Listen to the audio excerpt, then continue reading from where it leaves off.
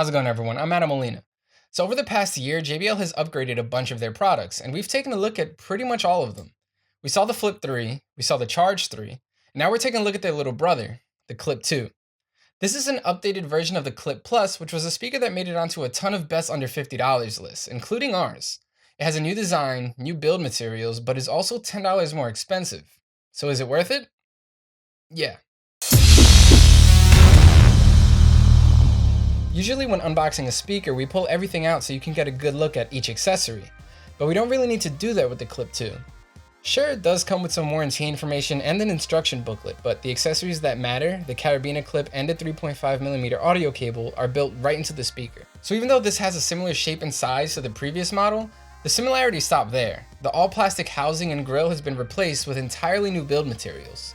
Now the grille has the same fabric covering found on the Flip 3 and the Charge 3, which ups its splash-proof design to IPX7 waterproof. Now you can submerge it in water if you want to, though I'm not sure why you would. At least you know that it'll survive a drop in a pool.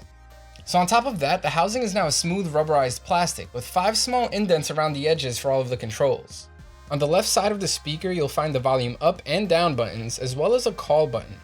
The right side has the power button and a Bluetooth pairing button, which you'll really only need to use while pairing initially. Hidden under a small plastic flap is the micro USB input for charging, and lining the edges of the speaker is the built-in 3.5mm audio cable. But the most improved part of the build has to be the new carabiner clip.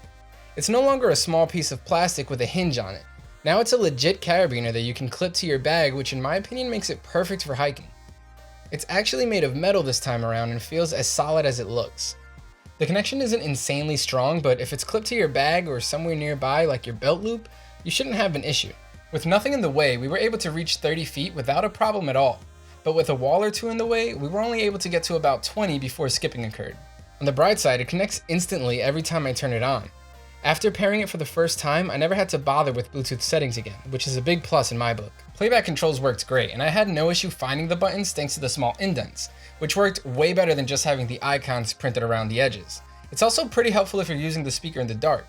Pressing the button with the small phone icon also doubles as a play/pause button during playback, and if you double tap it, it can even skip to the next track. There's still no returning to a previous track, but it's more functionality than even something like the Beoplay A1 has, and that's many times more expensive.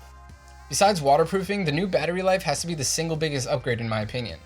With most speakers this size, a 4 or 5 hour battery life is considered pretty average, but JBL claims that the new Clip 2 will get you a solid 8 hours of constant playback. It's not going to blow your mind, but considering that the previous model topped out at 4 or 5 hours, it's a pretty big deal. That extra bump in battery life makes this speaker way easier to recommend now, since it's actually usable for a good portion of the day. Still, don't expect to get much more than 4 or 5 hours if you're playing it on max volume. An issue I've been realizing is becoming annoyingly persistent in Bluetooth speakers. Expectations in sound quality have to be curved a little bit for a speaker of this size, but the Clip 2 still impresses. Lows are present in the Clip 2, but it's more like a low mid that's posing as the bass. For the most part, it works just fine, but sometimes it's just too much for this little speaker, and there's a good amount of rattling that goes on as the bass clips. The bass in Sophie Rue by Lady Danville is a good example of this, where it's fine throughout the chorus, but rattles terribly during transitions midway through the verse. The Clip 2 gets a pretty big push in the mids, giving vocals a clear prominence over other elements in the song. This makes it great if you're on a hike and want to sing along to your favorite songs, but not for hearing all of the details in your favorite ones. Highs are cut back pretty strongly, but it's probably because there's only a single full-range driver in the Clip 2. In some songs like Ashley by Lido, the hi-hats and cymbals were so faint that they were eclipsed by bass kicks at some points. Overall, the Clip 2 is a good example of the whole being greater than its parts. It's not a great sounding speaker in any one area, but altogether it somehow works.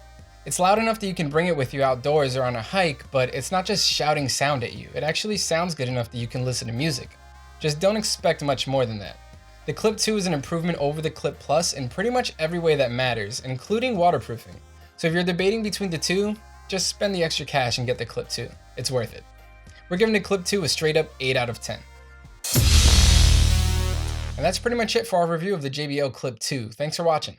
If you want to know more about this speaker or any of the other products we review, or even any of our best lists, make sure to check out SoundGuys.com.